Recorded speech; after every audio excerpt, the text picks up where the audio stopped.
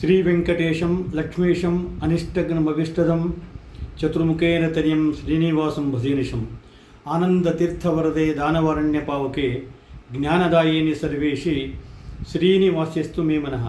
ಕೃಷ್ಣಾಯ ವಾಸುದೇವಾಯ ದೇವಕೀ ನಂದನಾಯ ಚ ನಂದ ಗೋಪಕುಮಾರಾಯ ಗೋವಿಂದಾಯ ನಮೋ ನಮಃ. ಆಚಾರ್ಯರ ಮಧ್ವ ಪರಂಪರೆಯಲ್ಲಿ ಬರುವ ಎಲ್ಲ ಯತಿಶ್ರೇಷ್ಠರಿಗೆ ದಾಸವರಣ್ಯರಿಗೆ ನಿಮ್ಮೆಲ್ಲರ ಮುಖಾಂತರ ಶಿರಸಾಷ್ಟಾಂಗ ನಮಸ್ಕಾರ ಸಲ್ಲಿಸ್ತಾ, ಶ್ರೀ ರಾಘವೇಂದ್ರ ಸ್ವಾಮಿಗಳ ಆರಾಧನಾ ಸೇವಾ ಸದ್ಭಕ್ತರೇ, ಎಲ್ಲ ಹರಿದಾಸ ಬಂಧುಗಳೇ, ಇವತ್ತಿನ ನುಡಿ ಸ್ಮರಣೆ ನಮನ 377ನೇ ನುಡಿ ಸ್ಮರಣೆ ನಮನ. ಈ ಒಂದು ಚೈತ್ರ ಮಾಸದ ಅತ್ಯಂತ ಕೊನೆಯ ಭಾಗದಲ್ಲಿ ನಾವೆಲ್ಲರೂ ಇದ್ದೇವೆ. ಈ ಒಂದು ವಿಶೇಷತೆ ಅಂತ ಹೇಳಿದರೆ, ಸತ್ಯಪೂರ್ಣ ತೀರ್ಥ ಶ್ರೀಪಾದಂಗಳವರ ಕರಕಮಲ ಸಂಜಾತರಾದ ಸತ್ಯ ವಿಜಯ ತೀರ್ಥರ ಆರಾಧನಾ ಮಹೋತ್ಸವ ಕೂಡ ವೈಭವದಿಂದ ಬರ್ತಾ ಇದೆ. ಅವರ ಪೂರ್ವಾಶ್ರಮದ ಹೆಸರು ಬಾಳಾಚಾರ್ಯರು ಅಂತ ಹೇಳಿ, ಅವರಿಗೆ ಪೀಠವನ್ನು ಕೊಟ್ಟವರು ಸತ್ಯಪೂರ್ಣ ತೀರ್ಥ ಶ್ರೀಪಾದಂಗಳವರು. ಅಂದರೆ ಸತ್ಯಪೂರ್ಣ ತೀರ್ಥ ಶ್ರೀಪಾದಂಗಳವರು ಅಂತ ಹೇಳಿದರೆ ಅವರು ಇಬ್ಬರಿಗೆ ಆಶ್ರಮ ಕೊಡ್ತಾರೆ, ಒಬ್ಬರಿಗೆ ಸತ್ಯಪ್ರಿಯರಿಗೆ ಕೊಡ್ತಾರೆ, ಯಾಕಂದರೆ ಅವರು ಕೂಡ ಶಿಷ್ಯರು. ಹೀಗಾಗಿ ಅವರ ಒಂದು ಅಂತ್ಯಕಾಲದಲ್ಲಿ ಅವರು ತೀರ್ಥಯಾತ್ರೆಗೆ ಹೋದಾಗ ನಂತರ ತಮ್ಮ ಮಠದಲ್ಲಿರ್ತಕ್ಕಂಥ ಇನ್ನೊಬ್ಬ ಭಕ್ತರಿಗೆ ಕೊಡ್ತಾರೆ, ಅವರಿಗೆ ಸತ್ಯ ವಿಜಯ ಅಂತ ಕೊಡ್ತಾರೆ. ಆಮೇಲೆ ಸತ್ಯಪೂರ್ಣ ತೀರ್ಥರು ವಾಪಸ್ ಬರ್ತಾರಂತೆ. ವಾಪಸ್ ಬಂದಾಗ ಒಂದು ಜ್ಯೇಷ್ಠದಲ್ಲಿ ಒಂದು ವಯಸ್ಸಿನಲ್ಲಿ ಕೂಡ ಸತ್ಯ ವಿಜಯ ದೊಡ್ಡವರು. ಹೀಗಾಗಿ ಸತ್ಯಪೂರ್ಣ ತೀರ್ಥರು ಇವರಿಗೆ, ಸತ್ಯಪ್ರಿಯ ತೀರ್ಥರು ಇವರಿಗೆ ಬಿಟ್ಟುಬಿಡ್ತಾರೆ ಆಶ್ರಮ. ಅಂದರೆ ಬಿಟ್ಟು ಅವರು ಸಂಚಾರ ಮಾಡ್ತಾ ಮತ್ತೆ ಹೋಗ್ತಾರೆ. ಅದೇ ರೀತಿಯಲ್ಲಿ ವಿಶೇಷವಾಗಿ ಇವರು ತಮ್ಮ ಒಂದು ಸಾಧನ ಶಕ್ತಿಯನ್ನು ಸಾಧಾರಣ 11 ವರ್ಷ ಪೀಠದಲ್ಲಿರ್ತಕ್ಕಂಥ ಸತ್ಯವಿಜಯ ತೀರ್ಥ ಶ್ರೀಪಾದಂಗಳವರ ಸಾಧನೆ ಬಹಳ ವಿಶೇಷವಾಗಿ. ಅವರಿಗೆ ಒಬ್ಬ ಜಾಗೀರ್ದಾರ ಅಂಥೇಳಿ ದೊಡ್ಡ ಮನೆತನದ ಒಬ್ಬ ಗೃಹಸ್ಥ ಅವರನ್ನು ತಮ್ಮ ಒಂದು ಭಾಗದಲ್ಲಿ ಇಟ್ಟುಕೊಂಡು ಅವ್ರಿಗೆ ಬೇಕಾಗಿರೋಂಥ ಎಲ್ಲ ಮಠವನ್ನು ಕೂಡ ಕಟ್ಟಿಸ್ಕೊಡ್ತಾರೆ. ಆಮೇಲೆ ಅಲ್ಲೇ ಕೂಡ ಅವರ ಒಂದು ವೃಂದಾವನ ಕೂಡ ಆಗ್ತಾಯಿದೆ. ಇವತ್ತಿಗೂ ನೋಡಿದರೆ ಅಂಥ ಜಾಗೀರ್ದಾರ ಆ ಏರಿಯಾಕ್ಕೆ ಸತ್ಯವಿಜಯ ನಗರ ಅಂತ ಹೇಳಿ ಹೆಸರು. ಯಾಕಂದರೆ ಒಬ್ಬ ಯತಿಶ್ರೇಷ್ಠರಲ್ಲಿ ಅವರ ಹೆಸರಿನಲ್ಲೇ ಅವರ ಏರಿಯಾ ಇರತಕ್ಕಂಥದ್ದು ಇದು ಮೊದಲನೇ ಹೆಸರೇ ಸತ್ಯವಿಜಯ ತೀರ್ಥರ ಅಂತ ಹೇಳಿ ಇವತ್ತು ನೀವು ಆ ಭಾಗದಲ್ಲಿ ನೋಡ್ಬೋದು. ಅಂಥ ಸತ್ಯವಿಜಯ ತೀರ್ಥರ ಮುಂದೆ ಸತ್ಯಪ್ರಿಯ ತೀರ್ಥರು ಅವರ ಪೀಠವನ್ನು ಮುಂದುವರಿಸ್ತಾರೆ. ಸತ್ಯಪ್ರಿಯ ತೀರ್ಥರು ಯಾರು ಅಂತ ಹೇಳಿದ್ರೆ, ಸತ್ಯಬೋಧ ತೀರ್ಥ ಶ್ರೀಪಾದಂಗಳವರನ್ನು ಸಮಾಜಕ್ಕೆ ಕೊಟ್ಟಂಥ ಕೀರ್ತಿ ಸತ್ಯಪ್ರಿಯರಿಗೆ ಸಲ್ತಾ ಇದೆ. ಅಂಥ ಇವತ್ತು ನಾವು ಸತ್ಯವಿಜಯರ ಸ್ಮರಣೆ ಮಾಡುವುದರಿಂದಾಗಿ ನಮಗೆ ಸತ್ಯಪೂರ್ಣ ತೀರ್ಥರ, ಸತ್ಯವಿಜಯ ತೀರ್ಥರ, ಸತ್ಯಪ್ರಿಯ ತೀರ್ಥರ, ಸತ್ಯಬೋಧ ತೀರ್ಥರ ಸ್ಮರಣೆ ಮಾಡತಕ್ಕಂಥ ಭಾಗ್ಯ ಇವತ್ತು ನಮಗೂ ನಿಮಗೂ ಸಿಕ್ಕಿದೆ ಇವತ್ತು. ಯಾಕಂದರೆ ಆಚಾರ್ಯರ ಮಧ್ವ ಪರಂಪರೆಯಲ್ಲಿ ಸತ್ಯವಿಜಯ ತೀರ್ಥ ಶ್ರೀಪಾದಂಗಳವರು 22ನೇ ಯತಿ ಶ್ರೇಷ್ಠರು.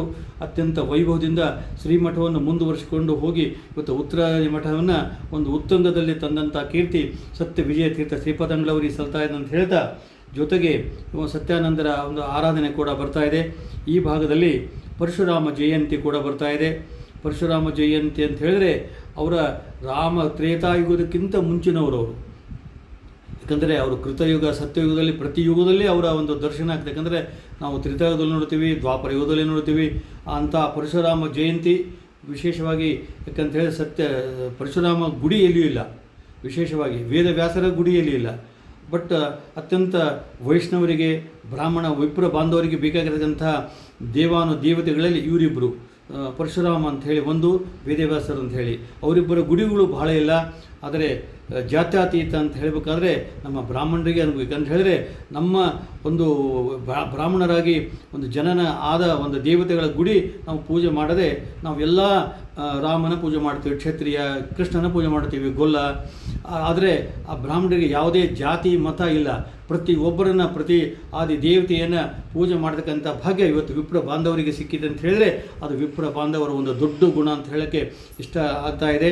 ಅಂಥ ಪರಶುರಾಮ ಜಯಂತಿಯನ್ನು ನಾವು ನೀವೆಲ್ಲರೂ ವೈಭವದಿಂದ ಆಚರಿಸೋಣ.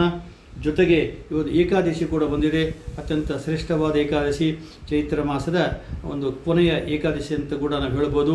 ಒಂದು ಏಕಾದಶಿ ಮಾಡೋದರಿಂದಾಗಿ ನಮಗೆ ನಾವು 2 ರೀತಿಯಿಂದ, ಒಂದು ಧಾರ್ಮಿಕ ಕಾರ್ಯಕ್ರಮ ಇರ್ಬೋದು, ಒಂದು ಆರೋಗ್ಯ ದೃಷ್ಟಿಯಿಂದ ಇರ್ಬೋದು. ಯಾಕಂದರೆ ಎಡೆಬಿಡದೆ 15 ದಿನ ನಾವು ಹೊಟ್ಟೆಯಲ್ಲಿ ಹಾಕ್ಕೊಂಡು ಆ ಒಂದು ಜೀರ್ಣ ಶಕ್ತಿಗೆ ಸ್ವಲ್ಪ ರೆಸ್ಟ್ ಬೇಕಾಗಿರ್ತದೆ. ಯಾಕಂದರೆ ಯಾವುದೇ ವೆಹಿಕಲ್ ನಾವು ಸರ್ವಿಸಿಗೆ ಅಂತ ಕೊಡ್ತೀವಿ, ಆದರೆ ಈ ಮಾನವನ ದೇಹನ ಸರ್ವಿಸಿಗೆ ಅಂತ ಕೊಡ್ಲಿಕ್ಕೆ ಬರೋದಿಲ್ಲ.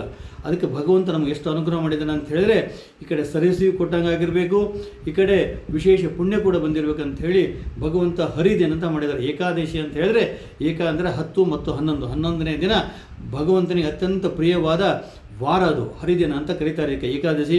ಈ ಏಕಾದಶಿ ಮಾಡೋದರಿಂದಾಗಿ ಭಗವಂತನ ನಾಮಸ್ಮರಣೆ ನಾವು ಉಪವಾಸದಿಂದ ಮಾಡಿದಾಗ ಹೆಚ್ಚು ಭಗವಂತನಿಗೆ ಪ್ರೀತಿ, ಹೀಗಾಗಿ ಬೇರೆ ಕಡೆ ಮನಸ್ಸು ಹೋಗುವುದಿಲ್ಲ ಅಂತ ಹೇಳಿ ಆ ಏಕಾದಶಿ ವ್ರತ ಮಾಡಿದ್ದಾರೆ. ಏಕಾದಶಿ ವ್ರತ ಬಹಳಷ್ಟು ಜನ ಏನು ತಿಳ್ಕೊಂಡಿದ್ದಾರೆ ಅಂತ ಹೇಳಿದ್ರೆ, ಇದು ಕೇವಲ ಬ್ರಾಹ್ಮಣರಿಗೆ, ಅದರಲ್ಲಿ ವೈಷ್ಣವರಿಗೆ ಸಂಬಂಧಪಟ್ಟದ್ದು, ನಮಗೆ ಯಾರಿಗೂ ಇಲ್ಲ ಅಂತ ತಿಳ್ಕೊಂಡಿದ್ದಾರೆ. ದಯವಿಟ್ಟು ಅದು ದೊಡ್ಡ ತಪ್ಪು. ನಾವು 84 ಲಕ್ಷ ಯೋನಿ ದಾಟಿ ಬಂದು ಇವತ್ತು ಮಾನವ ಶರೀರ, ಮಾನವ ಒಂದು ಭಗವಂತ ಜನ್ಮ ಕೊಟ್ಟಿದ್ದಾನೆ ಅಂತ ಹೇಳಿದರೆ, ಪ್ರತಿಯೊಂದು ಮಾನವ ಕುಲಕೋಟಿ ಎಲ್ಲರೂ ಏಕಾದಶಿ ಮಾಡ್ತಕ್ಕಂಥ ಭಾಗ್ಯ ಪಡೆದುಕೊಂಡು ಇದ್ದಾರೆ. ಯಾಕಂತ ಹೇಳಿದರೆ ಇದು ಯಾವ ಪ್ರಾಣಿಗಳಿಗೂ ಬರೋದಿಲ್ಲ, ಯಾರಿಗೂ ಬರೋದಿಲ್ಲ. ಇಂತಹ ಏಕಾದಶಿಯ ಒಂದು ಉಪವಾಸ ಜೊತೆಗೆ ಭಗವಂತನ ಸಂಕೀರ್ತನೆ, ಭಗವಂತನ ನಾಮಸ್ಮರಣೆ ಪ್ರತಿಯೊಬ್ಬರು ಮಾಡಲಿ. ಏಕಾದಶಿಯ ಪುಣ್ಯ ಸರ್ವರಿಗೂ ಬರಲಿ ಅಂತ ಹೇಳ್ತಾ, ಇವತ್ತಿನ ನುಡಿಸ್ಮರಣೆ ಕೇಳಿದ ಪ್ರತಿಯೊಬ್ಬರ ಮನೆಯಲ್ಲಿ ನಿರಂತರವಾಗಿ ಶುಭ ಕಾರ್ಯಗಳು ನಡೆಯಲಿ ಅಂತ ಹೇಳ್ತಾ ಎಲ್ಲರಿಗೂ ಅಭಿನಂದನೆಗಳು, ಅಭಿವಂದನೆಗಳು.